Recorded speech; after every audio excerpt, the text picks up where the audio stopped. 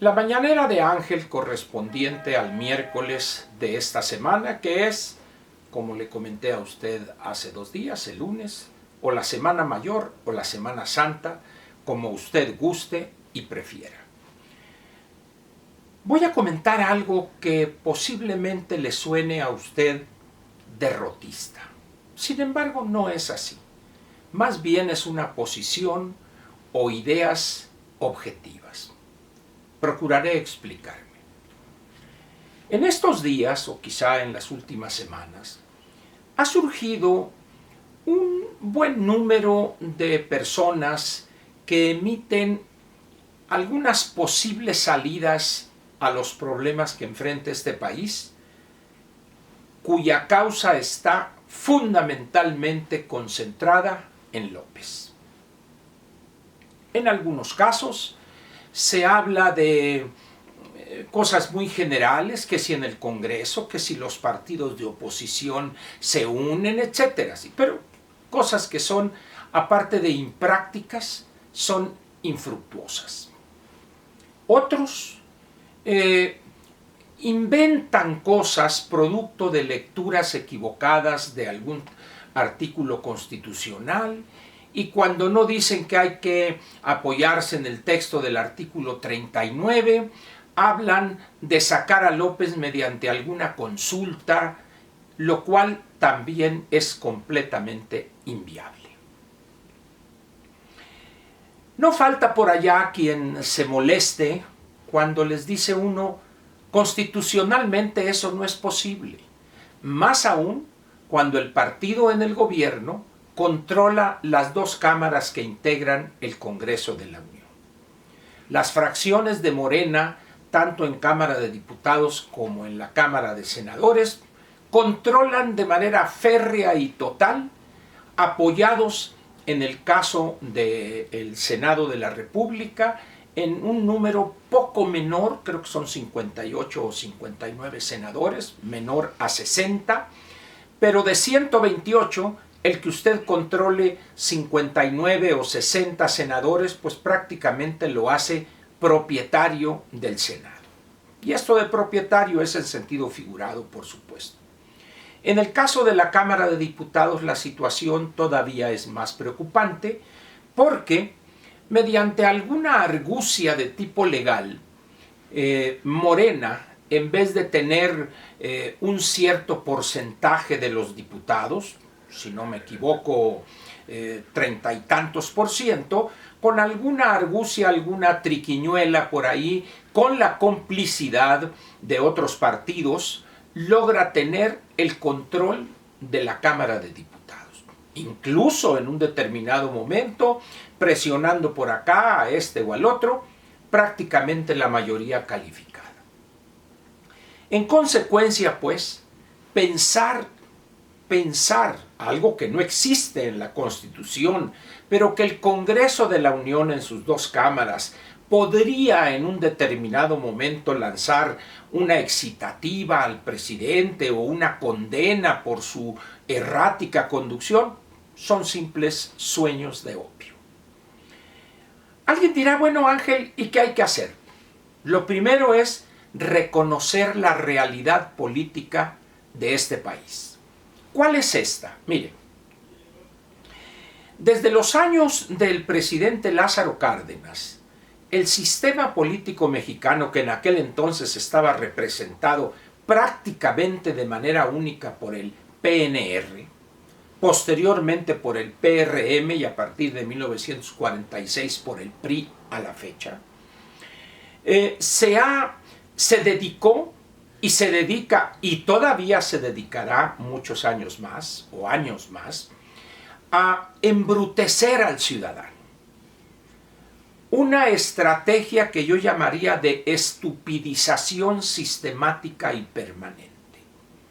Enseñarle desde muy niño al mexicano a no exigir sino pedir, a no inconformarse ante el incumplimiento de la ley del gobernante, sino más bien a buscar cómo justificar esa violación de la ley. De tal manera que cuando ese niño, ese jovencito, llega a la etapa adulta, ya como ciudadano, ya está educado para estirar la mano, para aceptar la dádiva y fincar su futuro en esas dádivas.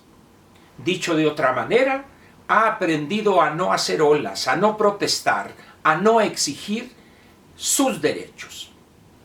Ese es el ciudadano que hemos construido. Ese es el ciudadano que tiene ya prácticamente un poco más de 80 años. Esa es la calidad de la ciudadanía que tenemos hoy. Esa es la realidad objetiva, no pesimista. De tal manera que cuando alguien sale por ahí y vamos a hacer una consulta para sacar a López, no es cierto, hombre. A ver cuántos junta para que vayan a protestar, vayan a gritar. Ningún, hombre.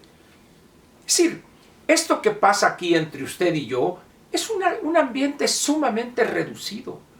No sé si recuerda usted el 1 de diciembre, el 1 de diciembre del año pasado, ¿cuántos salimos a marchar?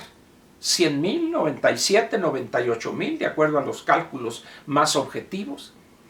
En una ciudad que es el centro de un área metropolitana que tiene 23, 24 millones de habitantes, de los cuales el 70% son ciudadanos, es decir, 18 millones de ciudadanos, para ponerlo fácil, o 16 millones de ciudadanos, solamente 100,000 salimos a marchar. ¿Quién se acuerda de esa marcha ahorita? Nadie. Ahora vayamos a la marcha más reciente, la de las damas, la de las mujeres, exigiendo que cese la violencia en contra de ellas, los feminicidios, etcétera, etcétera. 250, 200,000, 300,000. ¿Quién se acuerda de esa marcha ahorita? Y así podría darle a usted muchos ejemplos. Por eso, pensar que porque yo aquí digo, y vamos a sacar a López mediante la consulta, pues ustedes dirían en el mejor de los casos, benévolamente, ya enloqueció Ángel. ¿Por qué? Porque estaría planteando algo irrealizable, al margen de la posición que yo pudiera tener. Entendamos una cosa de entrada. El sistema político mexicano ha manejado el texto de las leyes que nos rigen, particularmente el de la Constitución Política de los Estados Unidos Mexicanos, para evitar una serie de situaciones que podrían dañar al partido que esté en el gobierno. Y le doy el ejemplo clásico. Nuestra Constitución no incluye en su articulado la destitución o la remoción del presidente, del jefe del Ejecutivo. No la incluye, no le busque usted, por favor. Y segundo, cuando se habla de consulta popular, artículo 35, fracción octava, busque usted el texto y dice que no puede ser sometido a consulta popular la permanencia de un gobernante elegido mediante el voto popular, etc. Ahí está. Es decir, constitucionalmente no es posible mediante una consulta popular que tiene reglas muy precisas para realizarse. No se puede, por favor. No es que yo esté en contra de este o aquella persona o aquel personaje. No, es simplemente la ley que en un determinado momento el Congreso de la Unión utilizaría para matar cualquier iniciativa o cualquier intento. ¿Y sabe por qué tendrían éxito en matar eso? Porque no tenemos diputados ni senadores en el Congreso de la Unión. Y si además de eso, de no tenerlos, nos lanzamos, es que los partidos son esto, son lo otro, bueno, pues vamos en todo caso a buscar movilizar a millones de mexicanos, pero tampoco tenemos cómo hacerlo. ¿Por qué? Porque ese ciudadano le vale madre la cuestión pública. No quiere perder su zona de confort. Quiere quedarse ahí mientras a él no le afecte el coronavirus, mientras a él no le afecte la violencia, la rapiña, él está en su zona de confort. Eso sí, escucha esta mañanera o escucha este otro video de fulano o de mengano, pero no hace nada más. Esa es la realidad. No le estoy mintiendo, créamelo. Simple y sencillamente estoy tratando de ser objetivo. Otra es la forma.